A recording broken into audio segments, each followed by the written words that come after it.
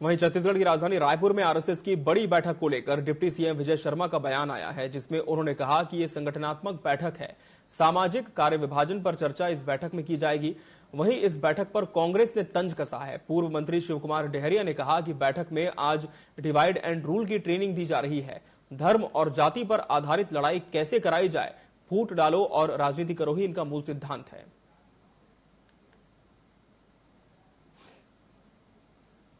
और इस खबर पर हमारे साथ कांग्रेस प्रवक्ता सुरेंद्र वर्मा और भाजपा का पक्ष रखने के लिए राजीव चक्रवर्ती जी जुड़ चुके हैं। आप दोनों मेहमानों का बहुत बहुत स्वागत है टीवी 24 पर। सुरेंद्र जी, कांग्रेस को क्यों यह लगता है कि आरएसएस एक ऐसा संगठन है जो कट्टरवाद को बढ़ावा देता है, और आप ही के नेता ये कह रहे हैं कि अब फूट डालो और राजनीति करो, ये कैसे किया जाए, इसकी ट्रेनिंग आरएसएस में दी जा रही है? है कि आरएसएस की स्थापना 1925 में हुई। 1947 तक जब आजादी के आंदोलन चल रहे थे तो ये अंग्रेजों के पिटलक्कू थे, अंग्रेजों के वफादार हुआ करते थे। भारत छोड़ो आंदोलन का विरोध किया, आजाद हिंद फौज में भर्ती होने से नौजवानों को रोका। और अब जब भारतीय जनता पार्टी की सरकार जहां जहां नाकाम होती है, पिछले 9 महीने से छत्तीसगढ़ में भारतीय जनता पार्टी की सरकार है जो कानून व्यवस्था बदहाल है, जो अराजकता है, उससे ध्यान भटकाने के लिए एक बार फिर से ये फूट डालने के लिए इस तरह से ये सक्रिय हो रहे हैं।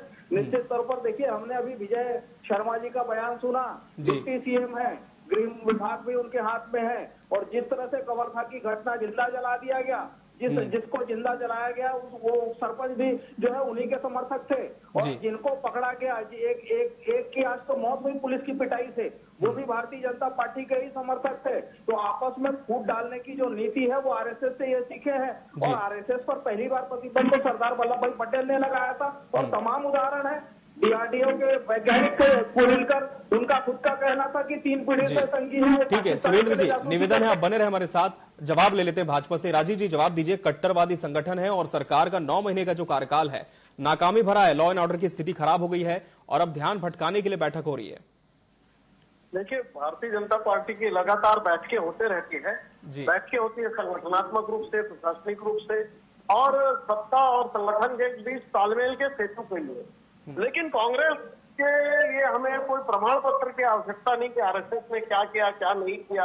हाँ, कांग्रेस पार्टी आज जरूर पूरे देश में जातिगत जनगणना के नाम पर और समाज के अंदर एक विद्रोह करना चाहती है।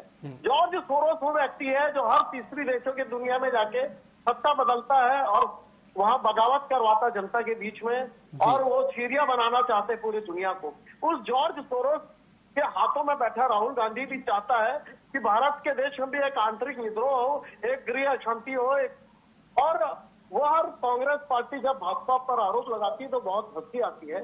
लेकिन कांग्रेस पार्टी को समझना चाहिए कि जो आजादी का आंदोलन था वो क्रांतिकारियों का आंदोलन था, सांझी शहादत, सांझी विरासत थी, और आरएसएस को पुरस्कृत किया था नेहरू जी ने गणतंत्र दिवस पर बुलवाकर। तो इसीलिए समाज को बांटने और काटने का काम कांग्रेस पार्टी करती है।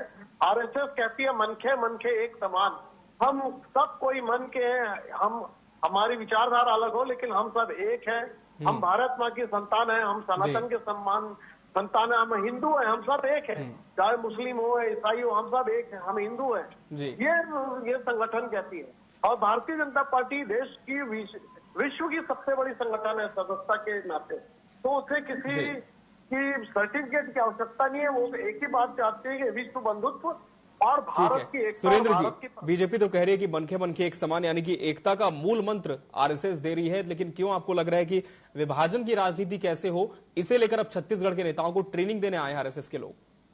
अमित जी, भारतीय जनता पार्टी के नेताओं की कथनी और करनी में अंतर है। भाजपा तो मुखौटा है, इनके पितृ संगठन है आरएसएस, जो हिटलर और मुसोलिनी के से प्रेरित हैं। काली टोपी खाकी पैंट जो है वो भारत की संस्कृति नहीं रही है, ड्रम बजाना, और क्रांतिकारियों का तो विरोध करते रहे 1947 तक। मुस्लिम लीग के साथ मिलकर अंग्रेजों के इशारे में बंगाल और बिहार में सरकार भी बनाई है। जवाब दीजिए राजीव जी। अपनी नाकामी पर, अरे राजीव जी अपने समय में बोलिएगा, बहुत गंद फैला लिए। ठीक है, जवाब दीजिए राजीव जी। हकीकत यही है, जब इनकी कलाई खुलती तो तकलीफ होती, पीड़ा होती है। ये तो गांधी जी के हत्यारे हैं। कपूर कमीशन की फाइनल कमेंट्स पढ़ लीजिए आप। गांधी जी की हत्या जो है ये इन्हीं के द्वारा की गई थी। राजीव जी, जवाब दीजिए। कह रहे कि मुखौटा कुछ और है, भाजपा का खतरी और करनी में बहुत अंतर है। कथनी और करनी, हम जो कहते हैं वो करते हैं। हमने कहा था 370 का नासूर हटा देंगे, 35 से हटा देंगे, हमने हटाया। हमने कहा था राम मंदिर बना के रहेंगे, हमने बना कर दिखाया। कांग्रेस पार्टी ने राम पर प्रश्न चिन्ह लगाया, राम सेतु पर प्रश्न चिन्ह लगाया, लेकिन हमने बनाया। तो भारतीय जनता पार्टी जो कहती है वो करती है, और कर कर दम लेकर दिखला देती है। ये छद्मवाद की राजनीति कांग्रेस। चलिए, तो कहीं ना कहीं अब आरएसएस की इस बैठक को लेकर भी आरोप प्रत्यारोप का दौर शुरू हो चुका है। बीजेपी जहां इसे संगठनात्मक बैठक कह रही है, तो वहीं कांग्रेस का कहना है कि विभाजन की राजनीति कैसे हो, इसे लेकर ट्रेनिंग दी जा रही है। आप दोनों प्रवक्ताओं का बहुत बहुत शुक्रिया हमसे इस चर्चा में जुड़ने के लिए। तो डिप्टी सीएम विजय शर्मा ने तो हालांकि संगठनात्मक बैठक को लेकर बयान भी दिया है, लेकिन पूर्व मंत्री शिव डहरिया का जो बयान आया है उसके बाद से इस पूरी बैठक को लेकर राजनीति काफी गर्मा गई है।